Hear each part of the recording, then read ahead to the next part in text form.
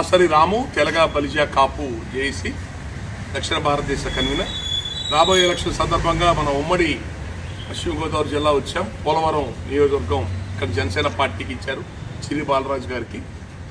ఈ ప్రాంతంలో ఉన్న ఎస్సీ ఎస్టీ బీసీ మైనార్టీ కాపు పెద్దలందరినీ కూడా కలిసి అందరూ కూడా జనసేన పార్టీకి మద్దతుగా ఉండేటట్టుగా ఒక ఆత్మీయ సమావేశాలు ఏర్పాటు చేసుకొని బుట్టాయిగూడెం, టీ నరసాపురం, కోయిలగూడెం, పోలవరం ఈ మండలాల్లో ఉన్న అనేక పెద్దలందరూ కూడా కలిసి అందరూ కూడా జనసేన పార్టీకి అండగా ఉండండి పిలిపిస్తూ అందరితో కూడా ఆత్మీయ సమావేశాలు నిర్వహిస్తున్నాం.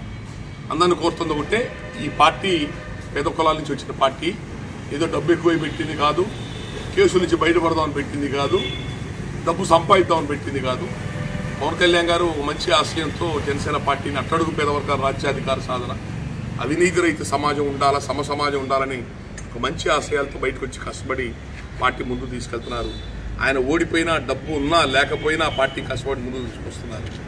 గతంలో కూడా ప్రజారాజ్యం పార్టీలో కూడా ప్రయత్నం చేశారు. ఆయన సామాజిక న్యాయం అనే కోణం తెచ్చింది. ఆ రోజు ప్రజారాజ్యమే 110 స్థానాలు బీసీలకు ఇవ్వడం జరిగింది. ఆ రోజు ప్రయత్నం జరిగింది. ప్రజలంత అవగాహన లేదు.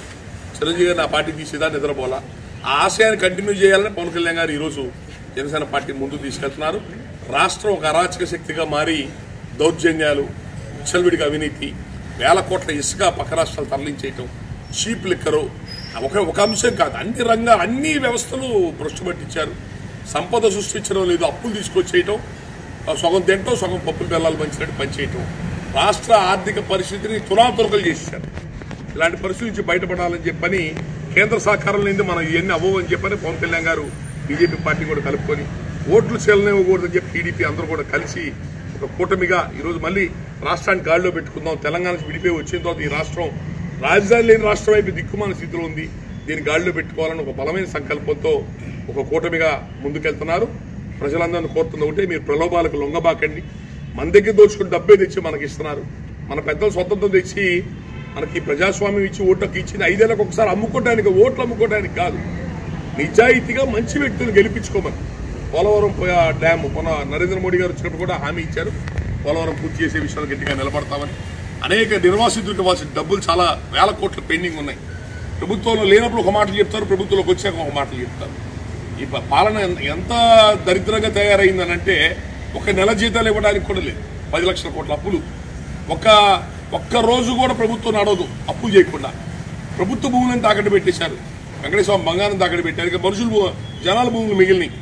ఈ టైటిల్ డీడ్ యాక్ట్లు ఎన్ని వస్తున్నాయి అవే. ఇక ప్రజల భూములు తీసుకెళ్లి పెడతారు. చూడండి, ప్రజలు దయచేసి ఈ అరాచకాన్ని ప్రజలు ఆపండి. మీ ఇంటికి వచ్చే 1000-2000 చూసుకోవద్దు. మీకు శాశ్వత మేలు చేయగలిగిన వాళ్ళు, అభివృద్ధి చేయగలిగిన వాళ్ళు, ఫ్యాక్టరీలు, ఇండస్ట్రీస్ రావాలా, మీ పిల్లలకి ఉద్యోగాలు రావాలా. డిగ్రీ చదువుకోవడానికి ఉద్యోగాలు లేవు మన ఏరియాలో. ఏ చెన్నైకో హైదరాబాద్కో పోవాలా, తెలియట్లేదా మీకు ఆ బాధ? ఒక్కడికైనా సరిగ్గా పొలం ఇసుక అయిపోవటం వల్ల 20 రంగాలు అయిపోయింది. కళ్ళు తెరవండి ఆయన. మీకు ఇచ్చే 1000-2000 రూపాయలు చూసుకోబాకండి. మంచి ప్రభుత్వం, కూటమి కేంద్ర ప్రభుత్వ సహకారంతో బలంగా ముందుకెళ్లి రాష్ట్రం మళ్ళీ గాడిలో పెట్టే ప్రయత్నం చేస్తున్నారు. కాబట్టి రేపు రాబోయే ఎలక్షన్స్ లో మీ అందరూ ప్రతి వ్యక్తి ఓటు హక్కు వినియోగించుకోండి. ఓటు వేయనోడు చచ్చిపోయినోడితో సమానం. సెలవు వచ్చింది, సోమవారం సెలవు వచ్చింది, ఓటు ఎలక్షన్ రోజు, శని ఆది సోమవారం 3 రోజులు కలిసి వచ్చి ఏదైనా ఊర్లో పోదామా, పిల్లలు సెలవులు ఇచ్చే తీర్థయాత్ర పోదాం, పిచ్చి పనులు చేయదు. ఏది చేసినా ఓటు వేసిన తర్వాతే. ఇది రాష్ట్రం అంధకారంలోకి వెళ్తామా, మళ్ళీ గాడిలో పట్టమా, ఈ ఎలక్షన్ తేలిపోతుంది. దానికి పవన్ కళ్యాణ్ గారు ఒక బలమైన ప్రయత్నం చేస్తున్నారు. ఇక్కడ చింతలపూడి నియోజకవర్గం ఎస్సీ కాన్స్టిట్యున్సీకి ఉంది. అట్లాగే పోలవరం షెడ్యూల్ ట్రైబ్ కాన్స్టిట్యున్సీ కింద ఉంది. జనసేన పార్టీకి ఇచ్చారు ఇక్కడ. కాబట్టి మీరంతా కూడా చిరి బాలరాజు గారికి మీ అమూల్యమైన ఓటు వేసి మనకు ఎన్డీఏ కూటమి అభ్యర్థుల్ని గెలిపించమని చెప్పని మిమ్మల్ని ప్రాధాన్యపడుతున్నాము. ఇక్కడ ఈవీఎం మిషన్లో గుర్తుపెట్టుకోండి. మొదటి మిషన్ వచ్చేటప్పటికి ఎంపీ ఓట్లు, రెండో మిషన్ వచ్చేటప్పటికి ఎమ్మెల్యే ఓట్లు. ఎమ్మెల్యే ఓట్లో మన జనసేన పార్టీ 5వ నెంబర్ గుర్తు. ఇవి జాగ్రత్తగా గుర్తుపెట్టుకోండి. నెక్స్ట్ నొక్కంగానే ఓటు పడ్డట్టు కాదు, నొక్కిన తర్వాత బీప్ సౌండ్ రావాలా, సౌండ్ వస్తేనే ఓటు వేసినట్టు. కాబట్టి మరి చాలా బాధ్యతాయుతంగా ఆంధ్రప్రదేశ్ కంటే ఒక గుర్తింపు ఉంది దేశవ్యాప్తంగా. తింటే తిన్నారు మాకు పెట్టండి, అప్పులు చేస్తే చేశారు మాకు పెట్టండి, అవినీతి కేసులు ఉన్నాయంటే అవినీతి కేసులు ఎవడి మీద లేవు, ఎవడు తిన్నోడు ఎవడు, ఇలాంటి నీచపు మాటలు ప్రజల ఆలోచనలు మైండ్కి ఎక్కించుకోబాకు. కులాలు ప్రాంతాల పేరుతో నాశనం చేసుకోవద్దు. ఈ పేద కులాల అభివృద్ధికి, అట్టడు పేద కులాల అభివృద్ధి కోసం వచ్చిన జనసేన పార్టీకి ఎస్టీసీ బీసీ మైనార్టీ కాపు అందరూ కూడా అండగా ఉండి గెలిపించాలని కోరుతున్నాం. Thank you.